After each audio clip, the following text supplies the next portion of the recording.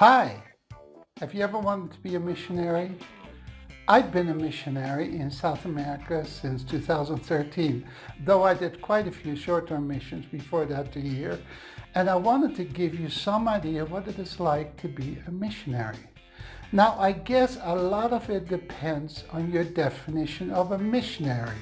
In other words, what they do, and every country I would think in is different. So, what a missionary does and what country they are in makes it totally different. So at the end I'm going to share something that could really help with that, so stick around to the end.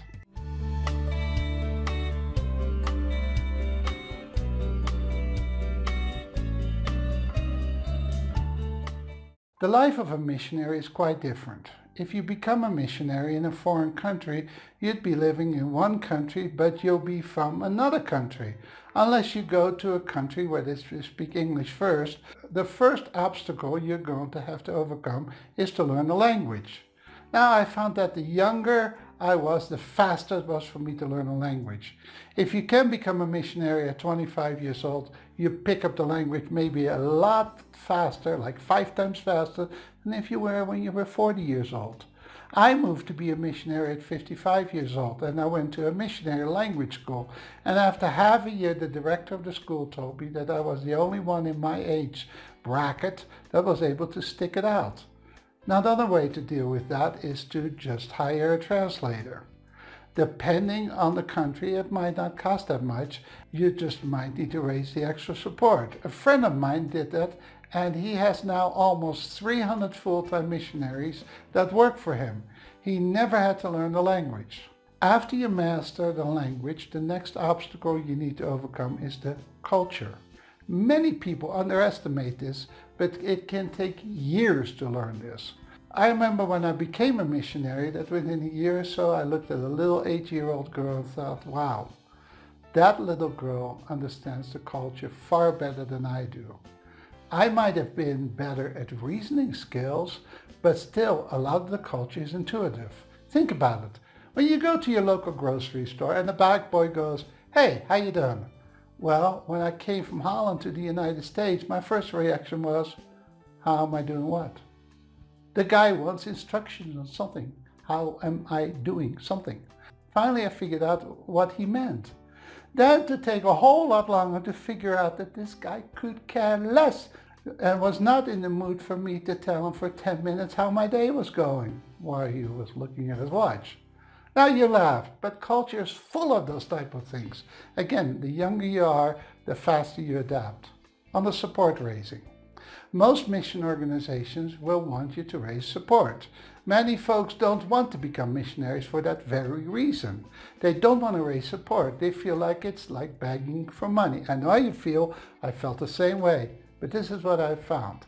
There are some good books on that, which I'll put in the description, but I do have some suggestions. First of all, you need to be very clear why you want to be a missionary. Why is very important. For instance, you don't want to be a missionary to be with your friends or something.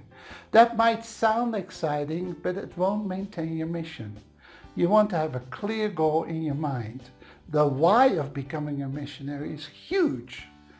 I met a tiny little girl here in South America, and she didn't know the gospel, but she was very attached to me. I pictured her dying without Christ and the horrors that would follow. Then I pictured all of these dear people here without Christ and how they needed the gospel. And that became my why. Her face was constantly in front of me in my mind. Once the why is taken care of, the how is no big deal. But I do have some suggestions on the how. Be fruitful and faithful in sharing the gospel right where you are. If you share the gospel very little in your own culture and language, you will not share the gospel much in another culture or language. For more information, I do suggest that you watch these 2 videos. One will teach you the why, and the other video is just very practical and will teach you the how of how to do this. Now, to tackle the support raising, you need to start off by making a list of everyone you know. I took an entire day to do this. It was extremely boring, but it was well worth it. Don't prejudge anyone. Start with who is your dad and who is your mom. Who are your brothers, your cousins, your uncles, your aunts, your grandparents? Who do you know from church? Who are your friends? Who did you go to school with? Then who is your dentist, your barber, your real estate agent, or someone who is? Take the yellow pages and write down every name that you know. Like, use the thing, like doctor, write down all the doctors, nurses, write down all the nurses. It's hard, boring work, but trust me, it will greatly pay off. Now, then you're going to take every name that is there and think who is their friend, their barber. In other words, the same list. That's why you need to write down people who have even passed away, because they might remind you of someone else. I wrote down 700 names. That was what I used to raise my support. Don't skip that step. Now, people are going to tell you no.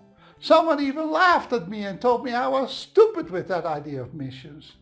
Because I had a lot of people on my list, I just said, okay, thank you very much, and called someone else.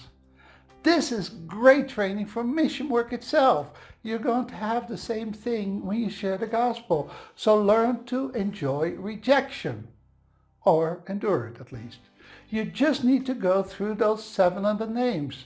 When you call them, make an appointment. Don't try to explain your whole ministry over the phone unless it's long distance.